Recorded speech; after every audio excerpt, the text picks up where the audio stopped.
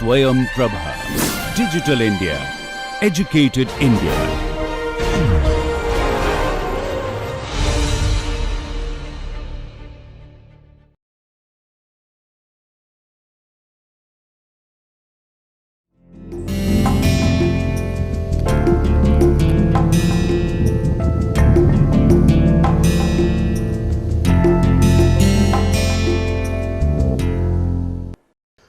The title of this lecture is Poverty, can it be eradicated? Here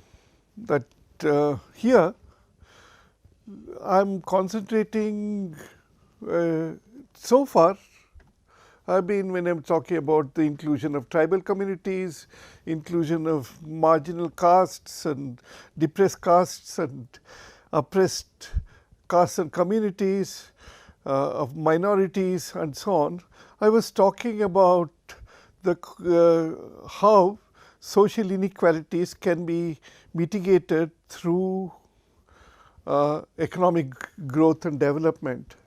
Now, the government of India has also adopted a strategy of mitigating poverty. It consciously adopted the economic strategy conscious economic strategy to mitigate poverty ever since, as I had mentioned several times before, ever since the time that Mrs. Indira Gandhi became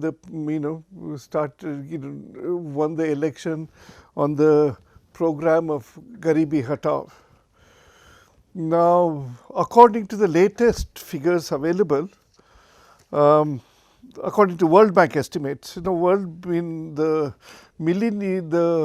United Nations, all the United Nations member countries came together to adopt a set of millennial goals, of which poverty eradication all over the world was a top concern.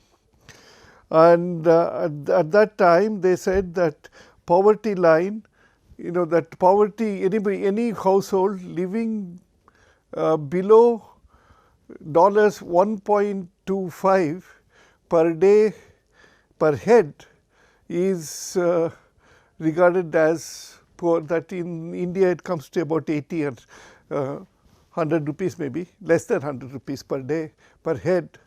And this was this $1.25 in terms of they have a particular method of talking about this dollar.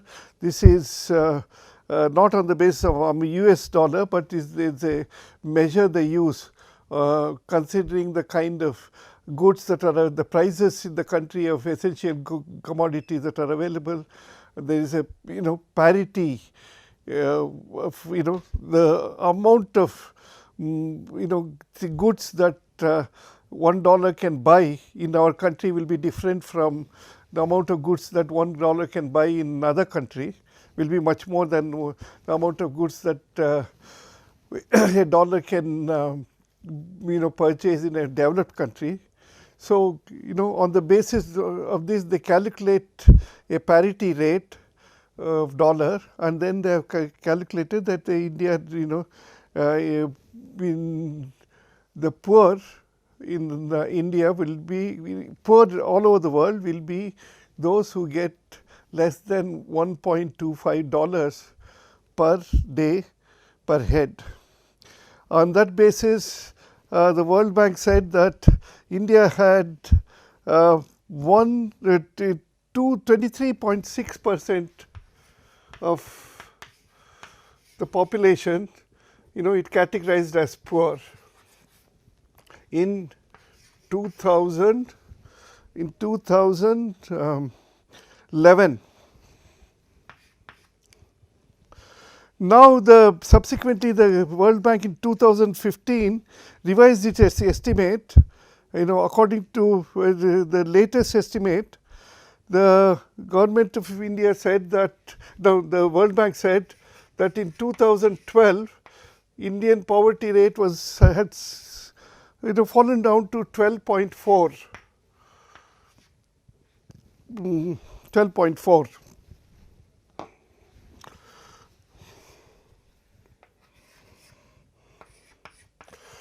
Constituting about 176 million, that is 172 million people are considered to be below the poverty line. So, it looks very impressive.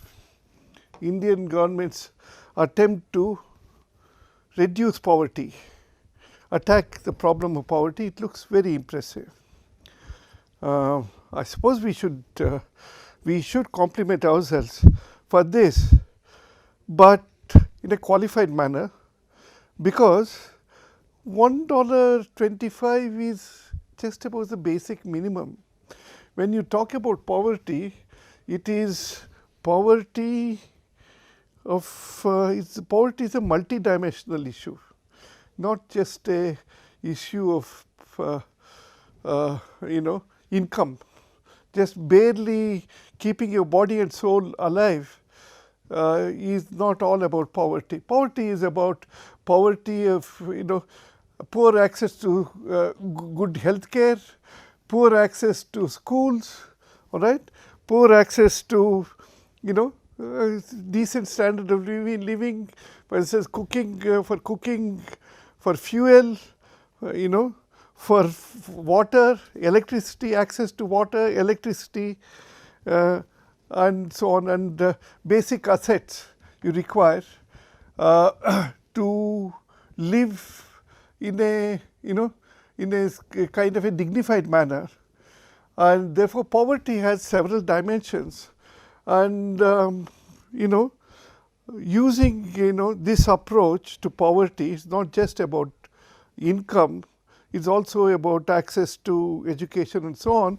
The there was an Oxford group which developed a multidimensional measure of poverty for India, and it pointed out that 55% of the Indian population actually suffer from multidimensional poverty. I would like to comment on this particular issue subsequently, but before I do that, this of course was a study conducted in 2010, which was much earlier. Maybe this on the basis of multidimensional poverty indices, maybe we have we have also progressed, but I think there is not substantial evidence that we have progressed so much that poverty has been eradicated, especially in the context of multidimensional poverty. That's because I'll have to talk about this. That's because of the nature of public services that are available in our country. I'll talk about it very quickly, very soon. But before I go on to that, I want to mention here that in the Manmohan Singh government had set up a national commission on enterprises in the unorganized sector, and that national commission did considerable extensive work on the extent and the problems that the unorganized sector enterprises face, and came to the conclusion, in his assessment, it came to the conclusion that in India, this is around 2009 or so, 2009, in India, according to their estimates, poverty might have come down like this, but the vulnerability of the poor, of the population is quite severe. That means, he says, according to this report, nearly 80%, that's actually 78% of the population of the country, it declares as vulnerable, partly due to the due to the fact that there are poverty is a multidimensional aspect. I'll say what it means, what they mean by vulnerability. Vulnerability is that you lift yourself out of the poverty line.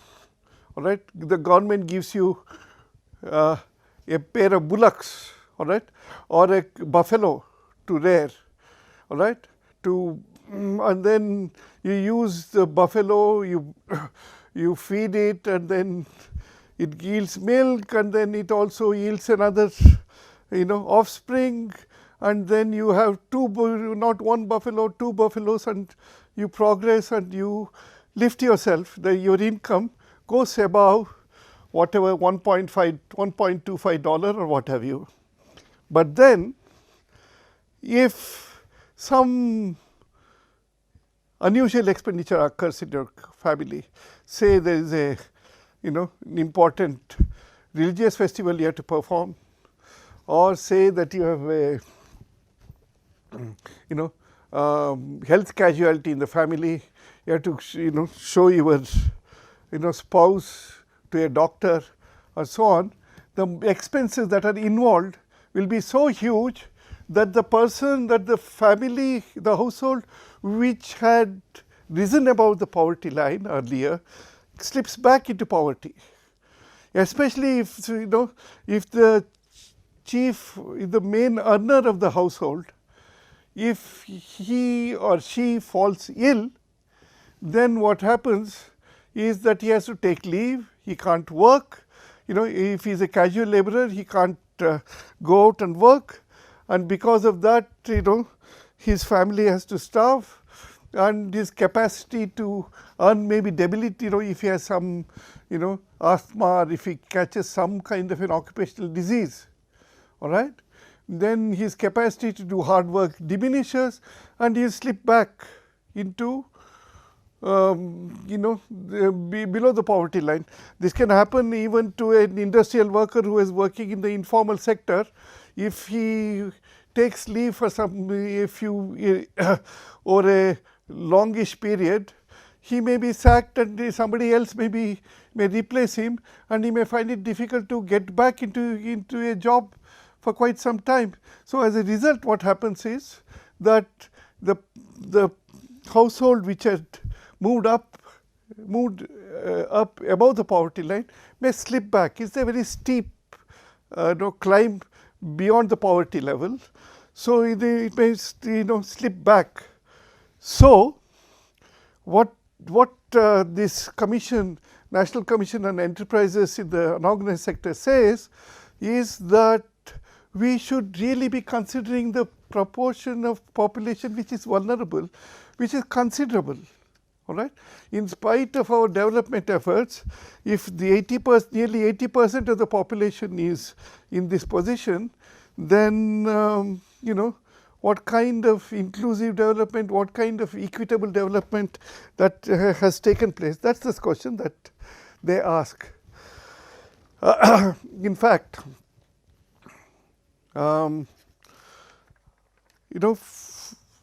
the kind of debate that has gone on the elimination, on the reduction, amelioration of poverty, has now encouraged governments and political parties to introduce numerous welfare measures.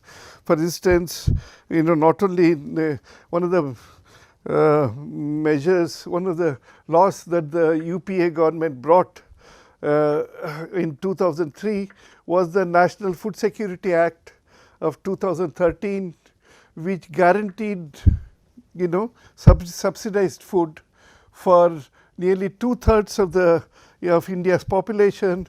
It made it mandatory that it conferred entitlements on the poor to demand to get food at low rates, at highly subsidized rates. All right, as 5 kilos of rice is given per person per month at 3 rupees per kilo, or for 5 kilos of wheat at 2 rupees per kilo, or 5 kilos of coarse grain at 1 rupee per kilo. This was made available. The government had to make provisions to sell this. So, and then it also made provisions that midday meal school program and integrated child program services and special services for pregnant and lactating mothers. All these things were food, nutritious food for them. All these things are provided by this Food Security Act. And in many countries, in Tamil Nadu, the government also started the previous government regime. The previous regime, they started opening canteens where the poor can get nutritious food at highly subsidized rates. This example is now followed by the Karnataka government, which also gives 30 kilos of food at free of cost, and also it has also introduced these canteens where subsidized food is available for everyone. So these are the measures that have been taken to combat poverty. Of course, recently the government has announced that they will have a massive health insurance program covering everyone, universal health insurance program, and in some states in the country they have already introduced health insurance programs covering large sections of the population, especially the poor and the peasants and the farmers and so on. So all these measures have been enacted. Now the latest idea is that you should have universal, that is the pet idea of the economic advisor of the current economic advisor of the country, that is to institute the system of universal basic income.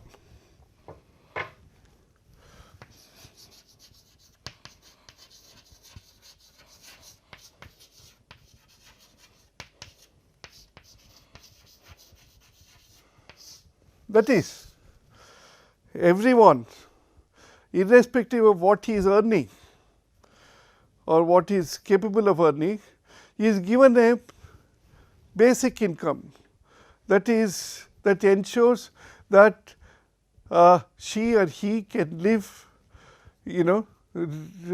can have a living, decent living, can have decent living with that income.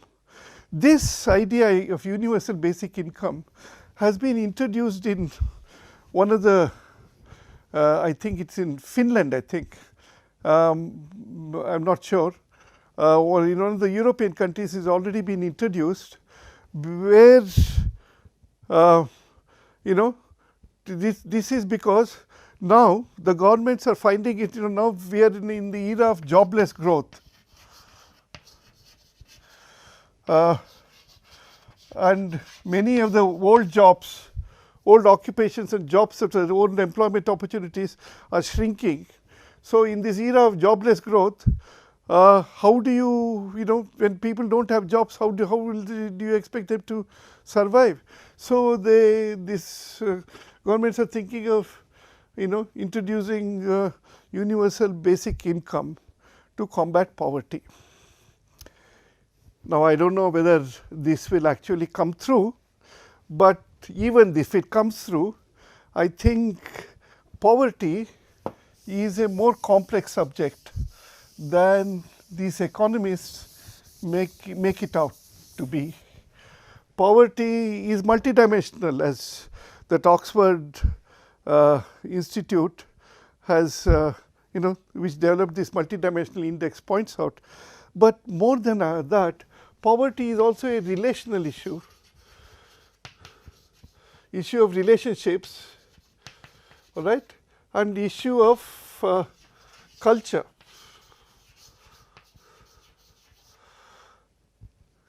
and perceptions, all right. these are these are all the social dimensions of poverty. You see, I'll start with a very small example. I have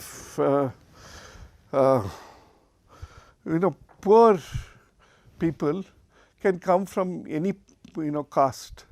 I have interviewed some people, have done intensive interviews of some people who were actually some policy makers in Karnataka who were in dire poverty conditions, but they have somehow managed to overcome that their deprivations to occupy highest positions in the government and so on, and they've really succeeded in a big way. And that these biographies of the poor people who have been upwardly mobile and who have shaken off the grip of poverty indicates to me that many of those who did belonged to the upper castes, to the castes which were ritually superior, or which were which considered themselves superior, right? And they had that's where culture comes in. They had what shall I say, their parents had the foresight to realize that education is the best route, best way out of poverty. And these stories show how these boys and girls were sent to nearby towns, to their relatives' places, to live there and to get educated, and how through their networks of caste networks, kinship networks, and even networks of friendship. Here, class does come into play, not just caste. They were able to overcome the handicaps of poverty and move up the social ladder. There were institutions, middle class institutions where many of these youngsters who came to study in colleges or schools, they had a rotational. They used to, on a rotational basis, in a week, they used to visit different households for lunch or dinner and so on, so that the community also shared the costs of took the community, the nearby community, neighboring community also participated in their upward social mobility. This was possible for those castes which were regarded as ritually pure castes, or not even higher caste generally. But caste system is so vicious that it will not while you may entertain a member of another caste who is another clean caste to your house to share your food with him, you don't open your doors to Dalits, all right? So where will the Dalits go? Where will the Dalit poor go?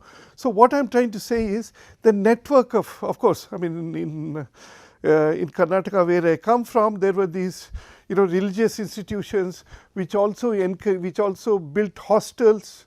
There were rich people who built hostels for children of their particular caste or community to come and to study in urban areas, in schools and colleges and so on. So this network, supportive network, was available for these people to move up the ladder. Whereas take for instance the case of what will happen to Dalits. Do they have such network of institutions to support them?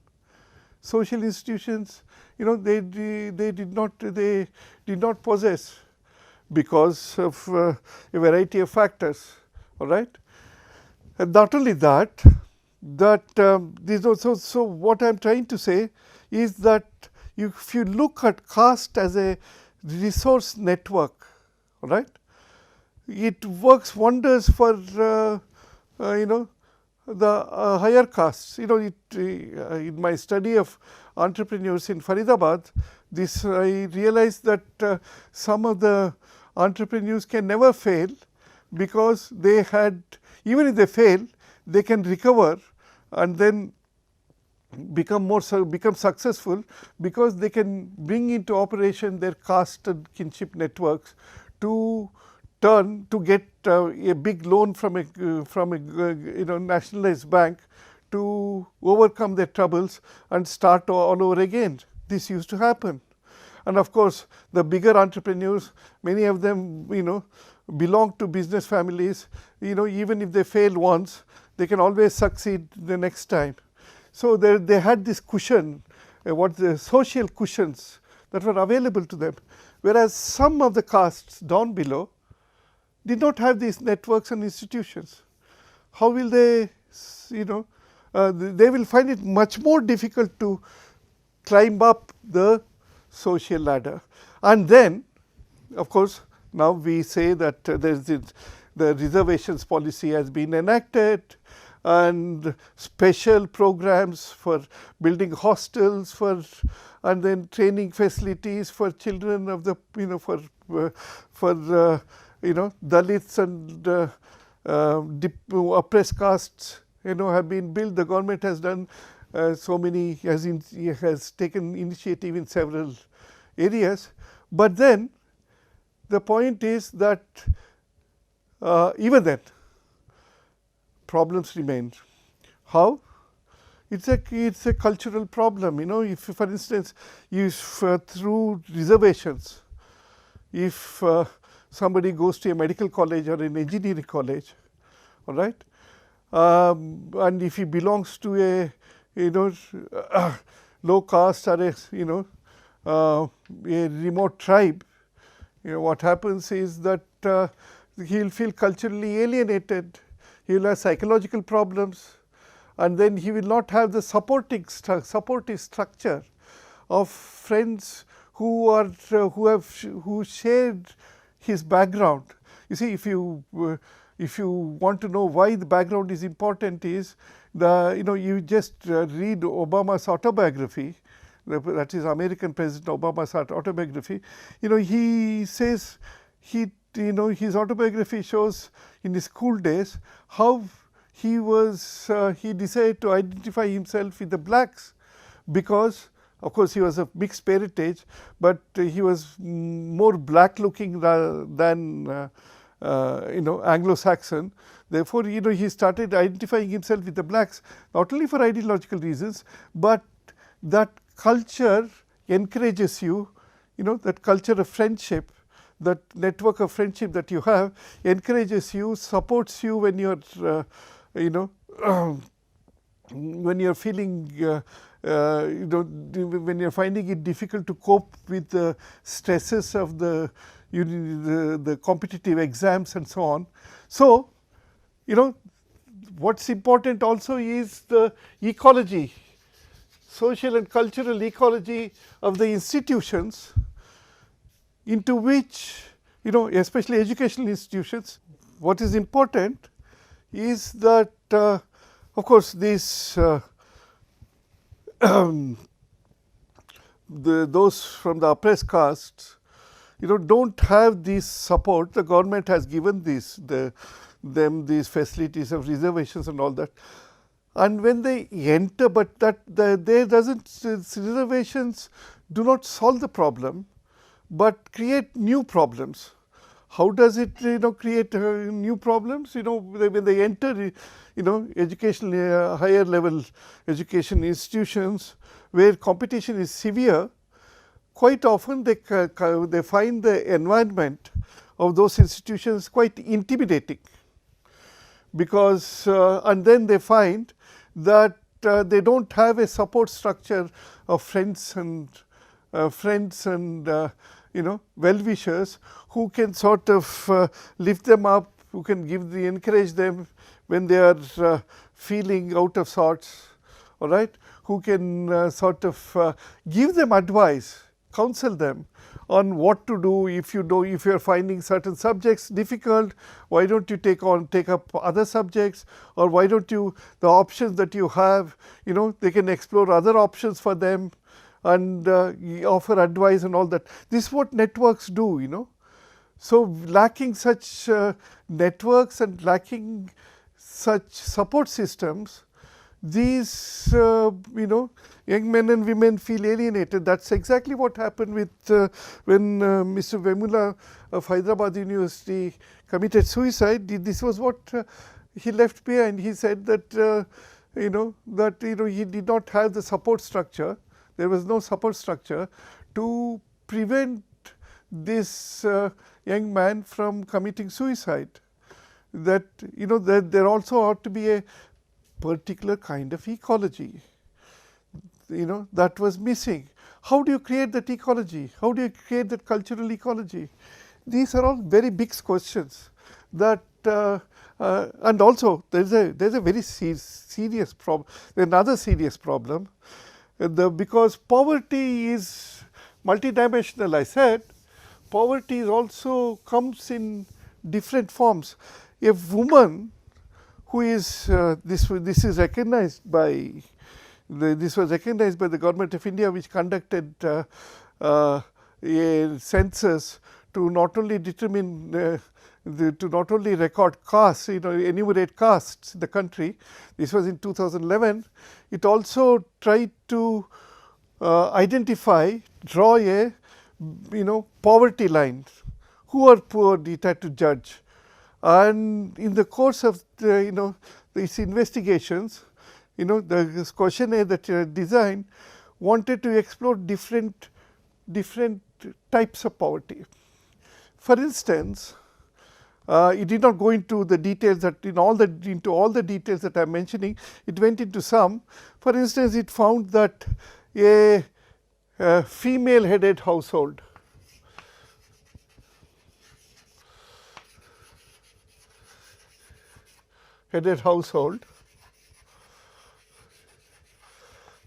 if it is Dalit, if it is a Dalit woman who is the head of the household, all right, if she has no land or other assets,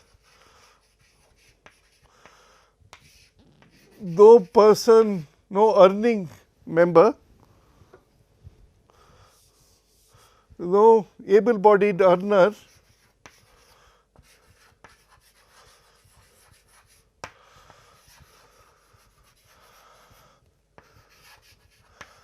above the age of 16,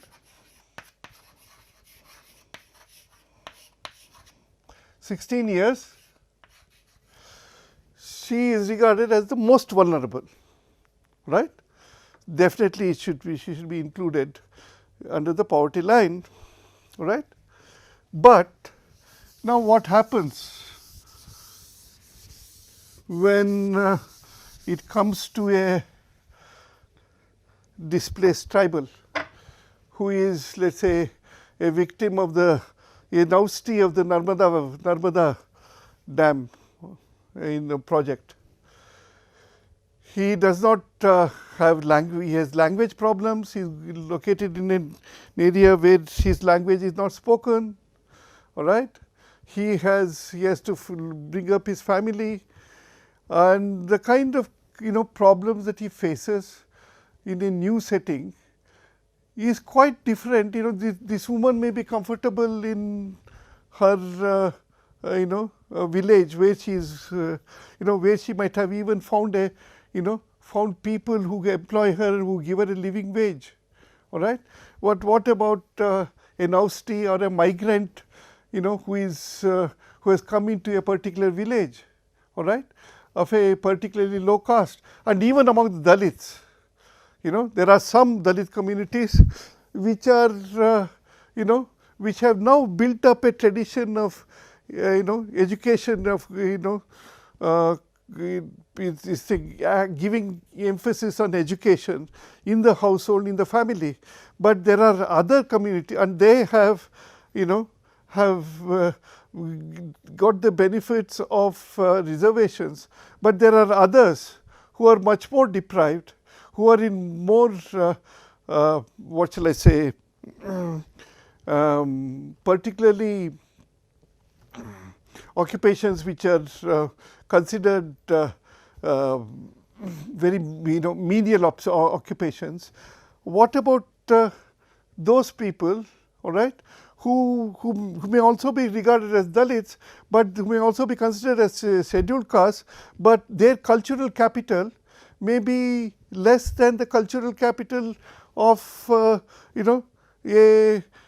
Dalit community, which is more dominant, which has had experience of somewhat some upward mobility. So it varies from caste to caste, even among the scheduled castes, even among the OBCs, because some of the OBCs may be used to, some members of the OBC may be used to doing petty trade, but that petty trade or for instance a Muslim boy who is going to garage, who has learned his craft in garage, and when he, the kind of deprivation he faces is, and supposing if he has an accident, this is, I've seen gory incidents of landless laborers, one of the getting their his hand chopped off, all right, and he still didn't want to cry because he didn't want to be sacked from the job. Anyway, I'll very soon be talking about the informal sector. I'll come to that very soon. But the point that I'm trying to make is that there are such, what shall I say, cultural variations surrounding the poor households. There are such varieties of, cultural deprivations that they face, that it is, unless you attend to the social and cultural ecology, unless you mend the cultural ecology, it will be very difficult to ensure that there is inclusion. Maybe you can give them a basic income, but what they do with the basic income is a very big problem. You see, for that is why, for instance, the women actually, generally, especially poor women, especially scheduled caste women, scheduled tribe women, they are all against, they are all for the policy of prohibition, because the culture of the the culture of poverty is such that if drinks are available, accessible, if their husbands have access to alcohol, then the amount they bring home for basic necessities shrinks enormously. So these are issues that we have to, these are cultural issues that we have to face up in order to ensure that poverty is reduced, is let alone be abolished. Because every time you dole out money or you dole out food, it does not attend to the cultural issues that are the cultural aspects of poverty that need to be tackled. That's one. And then second, perceptions are also important.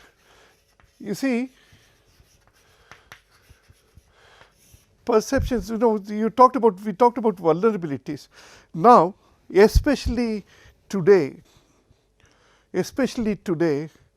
in this in this age, in this global age, there is also the insecurity has become widespread. The sense of insecurity has become, spreads right across the spectrum of social strata. Why? Because there is no guarantee in the private sector, because some of the private sector enterprises may be succeeding today, but there is no guarantee that that enterprise will not become obsolescent because of technological advances. All right, that there is no guarantee that it will survive in 2 years hence. So, there is always this anxiety amongst the people, even the big engineers, big executives who work in those factories may suffer the pangs of insecurity, job insecurity. They may be thrown out any time because of market, because market there are wild market fluctuations, or because of technological advances, that tasks that they were involved in may no longer be valued. Many of the computer programmers who were this is one of the problems that the computer programmers face, that many of the firms prefer younger computer programmers than to the older programmers. They would like to, if the older programmers, their output is productivity is peaking, and they are not if they are found if it's found that they are not of much value to the company, they will be easily sacked in preference to a younger programmer, because he will be knowing the latest knowledge of, he will be having knowledge of latest programs, and he will be more supple in grasping new ideas, and he will be more he will also be more competitive and productive. Therefore, even those who are in permanent, who are in relatively stable positions up in the hierarchy in a company, they have this issue of insecurity, and add to that insecurity the problems that these for instance, one of the reason why I am saying this is that I am trying to understand why is it that castes that have benefited from development programs, like for instance the Patidars, the Patels of Gujarat, or the Marathas, on the whole they are dominant castes. They have wielded power, they have enjoyed the perquisites of power, they have had there are many families which have done exceedingly well, which are exceedingly wealthy, and they have become very notable industrialists and all that. But in spite of that, why are they asking for reservation? My point is, there are for two reasons.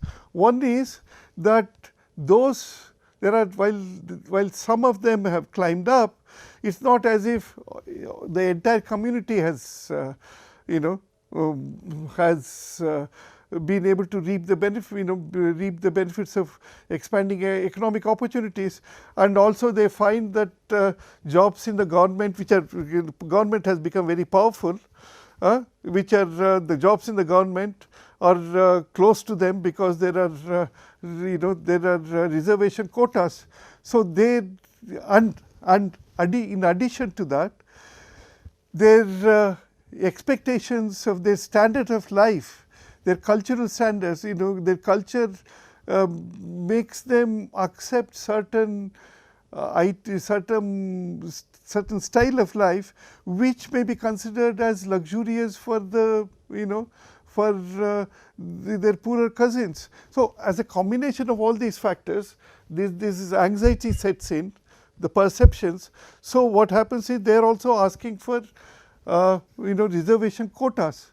The point that I am trying to make is that poverty, all right, the attempts to overcome poverty should also, the strategies should also include cultural and social strategies, and how do you create that the social ecology to ensure that poverty is reduced is a very big sociological question that sociologists have answered. Sociologists have to answer, and that means you have to create institutions that are maybe caste neutral in a real sense.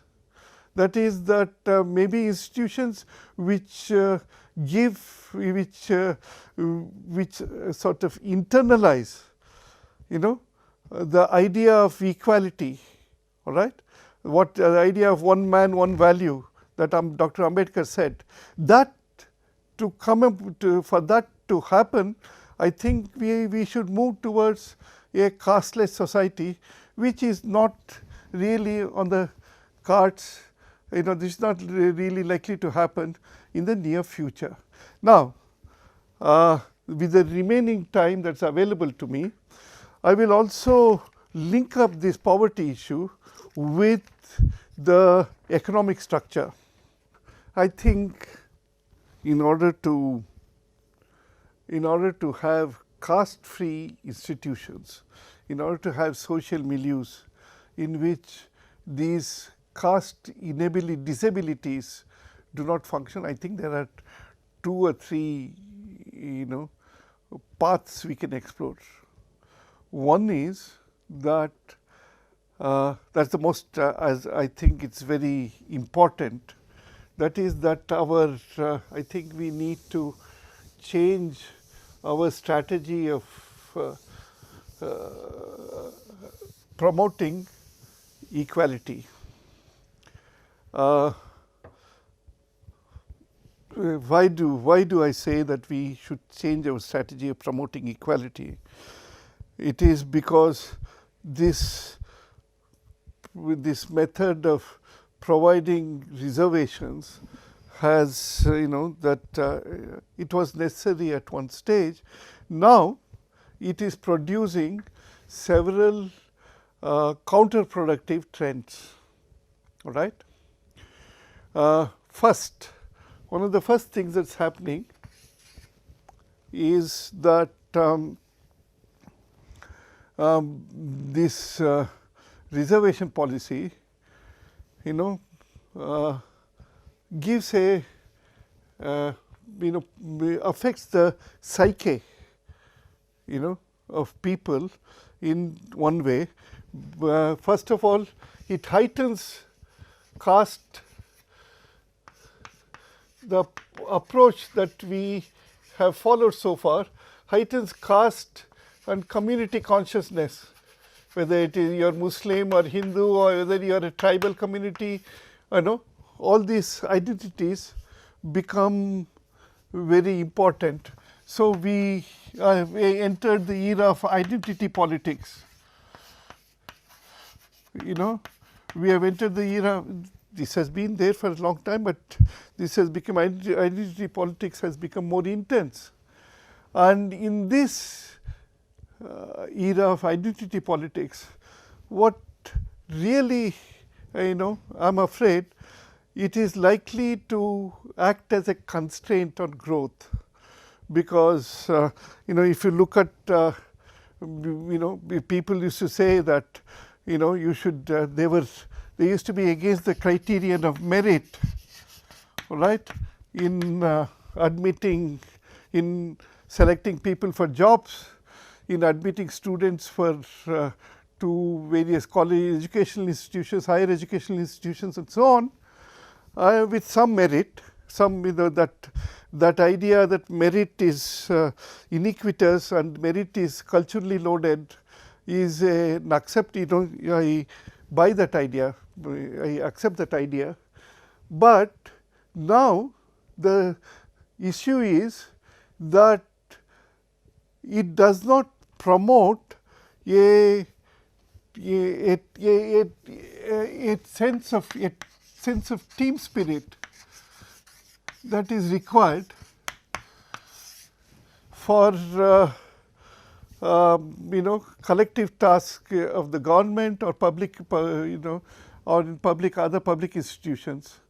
Even in private enterprise, it may affect productivity of private enterprises, if your your caste consciousness is high, and if there are what shall I say, clusters of castes which sort of hive off, they will have their own agenda, which may ultimately subvert the agenda of the private enterprise that has come into existence in the first place.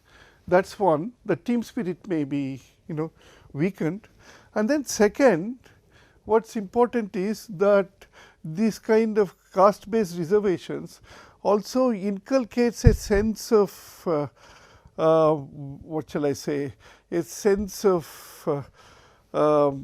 dissatisfaction, both among those who don't receive the benefits of reservation, as well as amongst those who do that. I mentioned already how the Patidars, why the Patidars now want reservations. At the same time, those who have received the benefit of reservation, they somehow feel that that the benefit that they have got is is in some sense a kind of this thing. They say that they say it is compensatory reservation, but still they feel that their quality, their worth as capable persons who can execute certain tasks, who have certain professional skills, those qualities are not being appreciated. This will give them a sense of dissatisfaction too.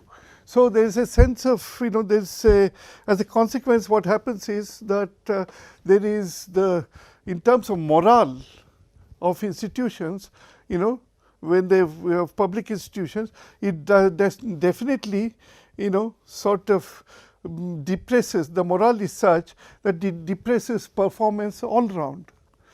And therefore, I think that in order to, and it's very important that you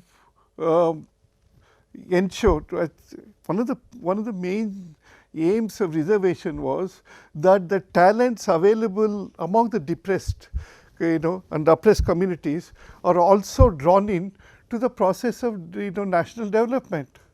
All right.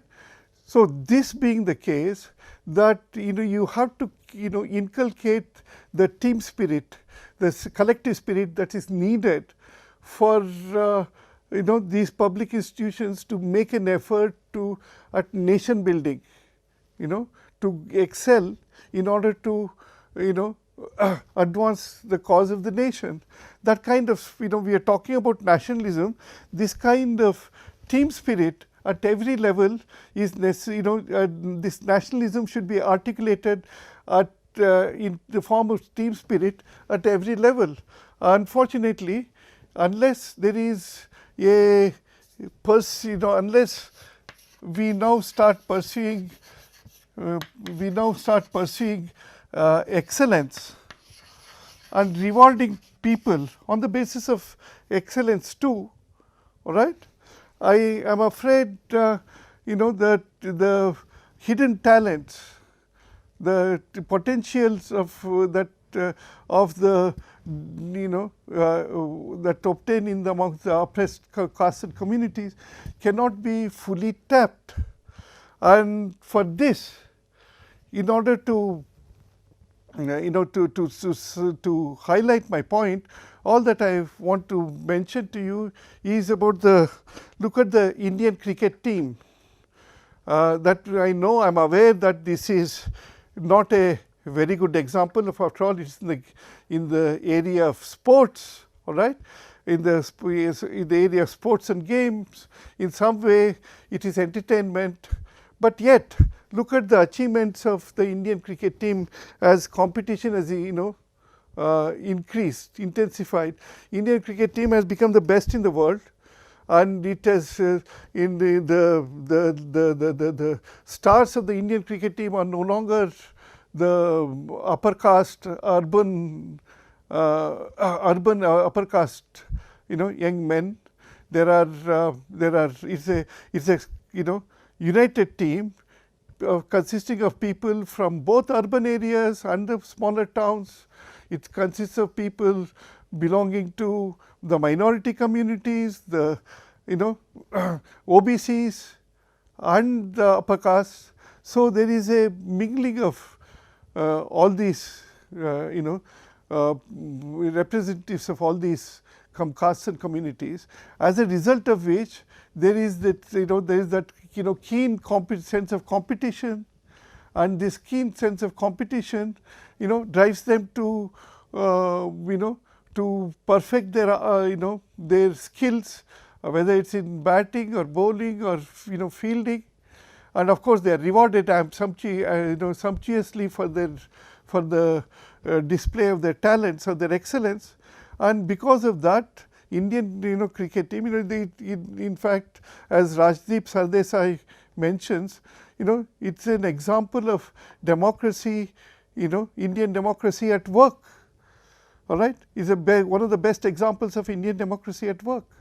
And I think more and more, if such institutions which are oriented towards excellence are created, then I think it is possible to rectify this issue of social ecology, of equality. And I must add here that the pursuit of excellence is not contrary to the pursuit of equality. After all, the Dalit student Vemula, who said that this is one of the reasons why there is no cultural capital. The Dalit student Vemula, in his suicide note, he had mentioned that nobody recognizes me as stardust. I know I am stardust, he says. So that means that there was that sense of not being appreciated for his qualities. So what I am emphasizing is that pursuit of excellence is also the pursuit of equality, and we should not see them as contradicting each other. And it is time now that we change the strategy of this social strategy of social engineering strategy that we have adopted, in order to promote equality. I think gradually there should be institutions and awards given to Dalit students who do well. In fact, if Dalits are recognized for their excellence, they will also build the networks of Dalits who will be supportive to the younger generation of Dalits. Incidentally, this is what now in spite of all the social obstacles, handicaps, many Dalits have made it big, even in the field of business. There is now the Dalit Chamber of Commerce, and the Dalit Chamber of Commerce, many of the people who are interviewed, they are not in favor of reservations. They say that we can take them on. We have the potential to take on competition. I think this should be the spirit that should be encouraged, and we should hold up the members of the Dalit Chambers of Commerce, the Dalit entrepreneurs who have made it very big, including a Dalit woman who made it big, as our national idols. So it is time for us to revise our strategy of economic growth with equality.